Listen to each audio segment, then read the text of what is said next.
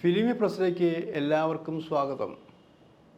നമ്മളിപ്പോൾ കേട്ടുകൊണ്ടിരിക്കുന്ന വാർത്തകളുണ്ട്, എല്ലാം സിനിമക്കാരെ താറടിച്ച് കാണിക്കുന്ന പോലെയുള്ള വാർത്തകളാണ് കണ്ടുകൊണ്ടിരിക്കുന്നത്. അതിനിടയിൽ ചലച്ചിത്ര അക്കാദമി ചെയർമാനും സംവിധായകനുമായ രഞ്ജിത്തിന് പുറത്തു പോകേണ്ടി വന്നു. അപ്പോൾ പുറത്തു പോകേണ്ടി വന്നു എന്ന് പറഞ്ഞാൽ ഡിസംബറിൽ ചലച്ചിത്ര അക്കാദമി എല്ലാ വർഷവും ഇൻ്റർനാഷണൽ ഫിലിമോത്സവം നടക്കുന്ന ആലോചിക്കണം. അതിനിടയിൽ ചലച്ചിത്ര അവാർഡ് ദാനം വേണം, കുറേ കാര്യങ്ങളുണ്ട്. കഴിഞ്ഞ വർഷം ഫിലിം ഫെസ്റ്റിവൽ കഴിഞ്ഞതിന് തൊട്ട് മുമ്പ് കഴിഞ്ഞതിന് ശേഷം അടുത്ത വർഷത്തിലുള്ള പരിപാടികൾ ഇങ്ങനെ നടന്നുകൊണ്ടിരിക്കുന്നു. ഇപ്പോൾ നിങ്ങൾ വിചാരിക്കും ഒരാളുടെ ചുമതലയിലാണ് ഇതെല്ലാം നടക്കുക. അല്ല, അതിന് വ്യത്യസ്തമായി ഒരു കൂട്ടായ്മയ്ക്ക് കുറേ പേരവിടെ ഉണ്ട്. അപ്പോൾ ഈ രഞ്ജിത്ത് മാറിയപ്പോൾ ഇവിടെ ചർച്ചാ വിഷയം വന്നെന്താ, ഇനി ആര് നടത്തും എന്നുള്ളത്. അപ്പോൾ ചിലരൊക്കെ വന്നിരിക്കുന്നു.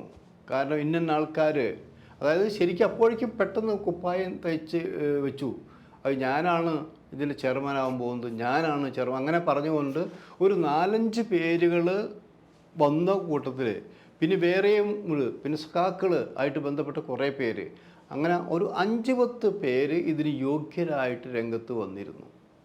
അങ്ങനെ വന്നപ്പോഴും ഇവരുടെ എല്ലാം പരിശോധിച്ചപ്പോൾ ഒരു ഏകദേശം ഒരു പൂർണ്ണ മനസ്സോടെ കൈയടിച്ച് ഇവർ മതി എന്ന് പറയാനുള്ള യോഗ്യത എന്ന് പറഞ്ഞാൽ കഴിവില്ലായ്മയല്ല ഉദ്ദേശിക്കുന്നത്. സർവസമ്മതനായി ഇയാളുടെ യോഗ്യത ഉള്ളവർ കുറവാണെന്ന് പലർക്കും മനസ്സിലായി. ഇപ്പോൾ ചിലരെ പേര് പറയുമ്പോൾ എന്തായാലും WCC എന്തായാലും എതിർക്കും, വേറെ ചിലരുടെ പേര് പറയുമ്പോൾ നിർമ്മാതാക്കൾ ഇറക്കും, മറ്റു ചിലരുടെ പേര് പറയുമ്പോൾ ഫെഫ്ക ഇറക്കും. അങ്ങനെ എന്തെങ്കിലും എതിർപ്പുണ്ട്. അങ്ങനെ എതിർപ്പ് കുറഞ്ഞവർ ആരുണ്ട് എന്ന് പരിശോധന നടത്തിയപ്പോഴാണ് സഖാവ് പ്രേംകുമാറിൻ്റെ പേര് ഇങ്ങനെ തെളിഞ്ഞു വന്നത്. സഖാവ് എന്ന് പറയുമ്പോൾ ഒന്ന് സഖാവ് തന്നെയാണ്, മറ്റൊന്ന് സഖാവ് എന്നുള്ള സിനിമയിലെ നായകനായിരുന്നു പ്രേംകുമാർ എന്നായിരിക്കണം. മാത്രമല്ല പ്രേംകുമാർ ഇപ്പോൾ ചലച്ചിത്ര അക്കാദമിയുടെ വൈസ് ചെയർമാനാണ്. പേരുദോഷമൊന്നും കേൾപ്പിച്ചിട്ടില്ല. ഈ സ്കൂൾ ഓഫ് ഡ്രാമയിൽ നിന്ന് മാന്യമായ രീതിയിൽ പാസ്സായി വന്നൊരു ചെറുപ്പക്കാരൻ. അപ്പോൾ ഈ സ്കൂൾ ഓഫ് ഡ്രാമയിൽ നിന്ന് വരുമ്പോൾ തന്നെ കുറേ ലക്ഷ്യങ്ങളുണ്ടെന്ന് ആലോചിക്കണം. എന്നാൽ വിചാരിച്ച രീതിയിൽ അങ്ങനെ പടർന്ന് പന്തലിക്കാൻ പ്രേംകുമാറിന് കഴിഞ്ഞില്ല. അത് ഇത്തിരി ആണത്വം കൂടുതലുള്ളത് കൊണ്ടാണെന്നാണ് പറഞ്ഞു കേൾക്കുന്നത്. അതൊക്കെ അവിടെ നിൽക്കട്ടെ. ഞാൻ പ്രേംകുമാറിനെ കാണുന്നത് ബക്കറിൻ്റെ വീട്ടിൽ വെച്ചിട്ടാണ്. ഞാനും കൃഷ്ണൻകുട്ടിയും ഞങ്ങളുടെ ക്യാമറമാൻ നാനയുടെ കാലത്ത് കൃഷ്ണൻകുട്ടിയാണ് അവിടുത്തെ ഏകദേശം ഒരു സ്ഥിരം സന്ദർശകർ എന്ന് പറഞ്ഞാൽ. ബക്കറുമായിട്ടുള്ളൊരു ബന്ധമെന്ന് പറഞ്ഞാൽ ബക്കർ നമുക്ക് ഇഷ്ടപ്പെടും. ബക്കർ തുറന്ന് സംസാരിക്കും. ഞങ്ങൾക്ക് ഈ ഇൻ്റർവ്യൂവിൻ്റെ ആശയദാരിദ്ര്യമൊക്കെ വരുമ്പോൾ ബക്കർക്ക അങ്ങനെ വിളിക്കുക, സഹാവുന്ന ബക്കർക്ക, ഞങ്ങൾക്ക് ഇത്തവണ ഒരു ഹോട്ട് സാധനം വേണമല്ലോ എന്ന് പറഞ്ഞു, നാ പിടിച്ച മക്കളെ എന്ന് പറഞ്ഞ് അവിടെ വെച്ചാണ് ഞങ്ങൾ ഈ പ്രേംകുമാറിനെ പരിചയപ്പെടുന്നതായിരിക്കണം. ഒരു സാധാരണ ചെറുപ്പക്കാരൻ, ഒരു അഹങ്കാരവുമില്ല. സ്കൂൾ ഡ്രാമയിൽ പഠിച്ചവെന്ന അഹങ്കാരം ഇതില്ല, ഒന്നുമില്ല. അത് ബക്കറിൻ്റെ ഒരു ശിഷ്യനായിട്ടാണ് നയിക്കണം. അന്ന് ബക്കർ സഖാവ് എന്നുള്ള സിനിമ ചെയ്യാൻ പോവാണ്. സഖാവ് സിനിമ ചെയ്യുമ്പോൾ അത് വെറുതെ ഏതെങ്കിലും ഒരു സഖാവ് അല്ല എന്നാലും, സഖാവ് കൃഷ്ണപിള്ളയുടെ കഥാപാത്രമാണെന്ന് ആലോചിക്കണം. ആ കൃഷ്ണപിള്ളയുടെ ചരിത്രം ഒരു സിനിമയാകുമ്പോൾ അതിന് വളരെ സൂക്ഷ്മ നിരീക്ഷണം ആവശ്യമായിരുന്നു. അന്ന് ഇതിൻ്റേതായിട്ടുള്ള റിഹേഴ്സലുകൾ, തിരക്കഥെല്ലാം നടക്കുമ്പോൾ അതിൻ്റെ പാർട്ടായിക്കൊണ്ട് അന്വേഷിക്കാൻ പഠിക്കാനും കമ്മ്യൂണിസ്റ്റ് പാർട്ടി ഉണ്ടായിരുന്നു ആലോചിക്കണം. ആ കമ്മ്യൂണിസ്റ്റ് പാർട്ടിയുടെ ഭാഗമായിട്ട് EMS അടക്കമുള്ളവർ വന്നിട്ടാണ് ഇതിൻ്റെ റിഹേഴ്സൽ അടക്കം കണ്ടിരുന്ന ആലോചിക്കണം. ശരിക്കും അങ്ങനെ കുറ്റമറ്റ രീതിയിൽ ഒരു സിനിമ, കൃഷ്ണപിള്ളയുടെ ചരിത്രം, ഒരു കൃഷ്ണപിള്ളയായിട്ടാണ് പ്രേംകുമാർ അഭിനയിക്കുന്ന ആലോചിക്കണം. അങ്ങനെ അതിൻ്റെ കുറേ വർക്കുകൾ മുന്നോട്ട് പോയെങ്കിലും എന്ത് കാരണത്താലാണ്, കാരണത്തിൻ്റെ ഒരു വശം എനിക്ക് അറിയാമെങ്കിലും അത് ഞാനിവിടെ പറയാൻ ഉദ്ദേശിക്കുന്നില്ല, അതത്ര നല്ല കാര്യവുമല്ല. പക്ഷേ ആ സിനിമ റിലീസ് ചെയ്യേണ്ട എന്ന് തീരുമാനമെടുത്ത് കഴിഞ്ഞു എന്നാലോചിക്കണം. പക്ഷെ അത് റിലീസ് ചെയ്തിരുന്നെങ്കിൽ പ്രേംകുമാർ എന്നുള്ള നടൻ ഉയരങ്ങളിലെത്തുമായി എന്നാലോചിക്കണം. കാരണം നമ്മളൊക്കെ പ്രേം നസീർ ശ്രീകൃഷ്ണൻ്റെ വേഷത്തിലൊക്കെ അഭിനയിച്ച് പല കുടുംബങ്ങളിലും ശ്രീകൃഷ്ണൻ്റെ ഫോട്ടോ, പ്രേം നസീറിൻ്റെ ഫോട്ടോയാണ് ശ്രീകൃഷ്ണനെ പോയി എന്ന പോലെ തന്നെ സഖാവ് കൃഷ്ണപിള്ളയുടെ ഫോട്ടോ ശരിക്കും പ്രേംകുമാർ, നമ്മൾ നോക്കൂ, സഖാവ് കൃഷ്ണപിള്ളയുടെ ഫോട്ടോ മനസ്സിലുള്ളവരും പ്രേംകുമാറും കൂടി നോക്കൂ, ഒരേ ഏകദേശം മേക്കപ്പ് എല്ലാം ചെയ്യുമ്പോൾ ഇത് അങ്ങനെ ഒരു പ്രിയങ്കരനാകുമായിരുന്നു ആലോചിക്കണം. പക്ഷേ അത് നടന്നില്ല. അതുകൊണ്ട് പ്രേംകുമാറിന് നഷ്ടമുണ്ട് എന്നുള്ളത് വരികയാണ്. ആ നഷ്ടം വേറൊരു ഗുണകരമായി മാറി. കാരണം അതുവരെ പ്രേംകുമാർ സത്യത്തിൽ ഒരു കമ്മ്യൂണിസ്റ്റ് ആശയം കൊണ്ട് നടക്കുന്ന ആളായിരുന്നില്ല.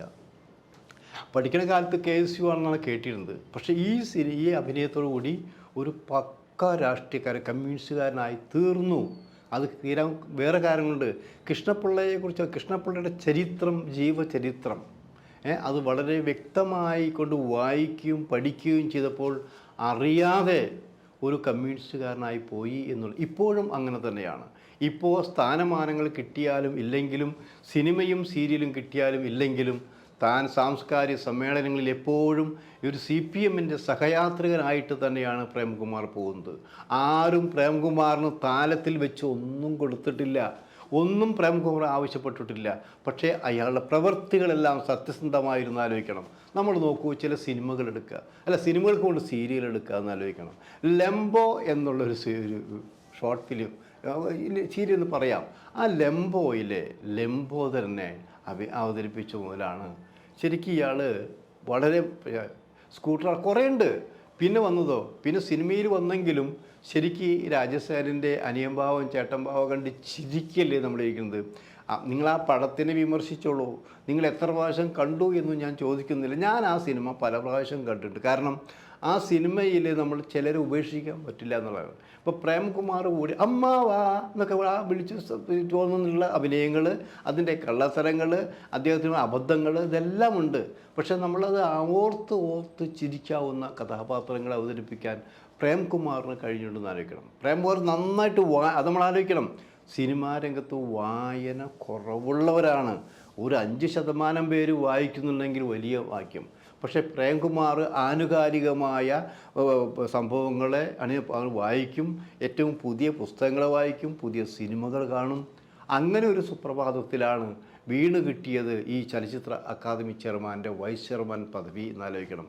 ആ പദവിയിലിരുന്നു കൊണ്ട് ദോഷകരമായിട്ടൊന്നും ചെയ്തിട്ടില്ല എന്നാലോചിക്കണം. നന്നായിട്ട് പ്രസംഗിക്കും. നിങ്ങൾ ഈ പ്രേംകുമാറിനെ ഒരു പ്രസംഗിക്കാൻ ആധികാരികമായിട്ട് തന്നെ പഠിച്ച് പ്രേംകുമാർ സംസാരിക്കും. അത് ഞഞ്ഞ പറഞ്ഞ പോലെയൊന്നല്ല, അടിച്ച് മനോഹരമായിട്ട് സംസാരിക്കുന്ന ആലോചിക്കണം. അങ്ങനെയുള്ള പ്രേംകുമാറിനെയാണ് താൽക്കാലികമായി ഈ ചെയർമാൻ്റെ ചുമതല. എന്താണ് ഈ താൽക്കാലികമായി എനിക്ക് മനസ്സിലാവുന്നില്ല. താൽക്കാലികം എന്ന് പറഞ്ഞാൽ ഇനി മന്ത്രിസഭയ്ക്ക് ഏകദേശം 2 വർഷം കൂടിയുള്ളൂ. ആ 2 വർഷത്തേക്ക് പൂർണ്ണ ചെയർമാനായി പ്രേംകുമാർ നിയമിച്ചാൽ എന്താ കുഴപ്പം? ഒരു കുഴപ്പം ഉണ്ടാവില്ല. വേണമെങ്കിൽ അതിനെ വൈസ് ചെയർമാനായിട്ട് വേണമെങ്കിൽ വേറെ ആളെ വയ്ക്കാം. ഒരു മാന്യയായ സ്ത്രീക്ക് പ്രാധാന്യം കൊടുക്കാം. ഒരു സ്ത്രീയെ വൈസ് ചെയർമാനെ വയ്ക്കാം. അത് അവിടെ തന്നെയുണ്ടല്ലോ. കാരണം ഈ ഫെസ്റ്റിവലിൻ്റെ ഗംഭീരമായി നടക്കുന്ന ഒരു ഭാഗമായി നടക്കുന്ന ബീന പോളുണ്ട്. ആ ബീന പോളിനെ ഒരു വൈസ് ചെയർപേഴ്സണായിട്ട് വയ്ക്കാം. അപ്പോൾ അങ്ങനെ വെച്ചുകൊണ്ട് ഈ പരിപാടി ഗംഭീരമായി നടക്കാം. കാരണം ഏത് ഫെസ്റ്റിവൽ വരുമ്പോഴും ആ ഫെസ്റ്റിവലിൻ്റെ മുഖ്യ ഘടകങ്ങളിൽ ഒന്ന് ബീന പോൾ തന്നെയാണ്. ബീന പോളുമായിട്ട് എനിക്ക് വ്യക്തിപരമായിട്ട് അഭിപ്രായ വ്യത്യാസം ഉണ്ടായിരിക്കാം. പക്ഷേ ബീന പോളും ഇടുക്കിയാണെന്ന സംശയമൊന്നുമില്ല. അപ്പോൾ അവരെ വൈസ് ചെയർപേഴ്സണായിട്ട് വെച്ചുകൊണ്ട്, ചെയർമാനായിട്ട് പ്രേംകുമാറിനെ വെച്ചുകൊണ്ട്, പിന്നെ ഷാജി അൻകരൻ അടക്കമുള്ളവരുടെ അവരൊക്കെ ഇതിന് ആദ്യകാല ചെയർമാനായിരിക്കും. ഇപ്പോൾ ഷാജി അൻകരൻ ചലച്ചിത്ര വികസന കോർപ്പറേഷൻ ചെയർമാനാണ്. അപ്പോൾ അവരും കൂടിയെല്ലാം സഹായത്തോട് ഗംഭീരമായിക്കൊണ്ട് ഫെസ്റ്റിവൽ, ഇൻ്റർനാഷണൽ ഫെസ്റ്റിവൽ നടക്കാം, ഇവിടെ അവാർഡ് നടക്കാം, എന്തെല്ലാം പരിപാടി അതെല്ലാം നടക്കാം. അപ്പോൾ അതിന് ഇനി പകരം ഒരാളെ കണ്ടെത്തേണ്ടതില്ല. സത്യം പറഞ്ഞാൽ ഇപ്പോൾ ഈ പ്രേംകുമാറിനെ നിയമിച്ചപ്പോൾ തന്നെ ഒരു അപശബ്ദവും ഒരു ഭാഗത്തും കേട്ടില്ല എന്നായിരിക്കണം. അതേ സമയത്ത് വേറെ ആളെ വെച്ചിരുന്നെങ്കിലോ?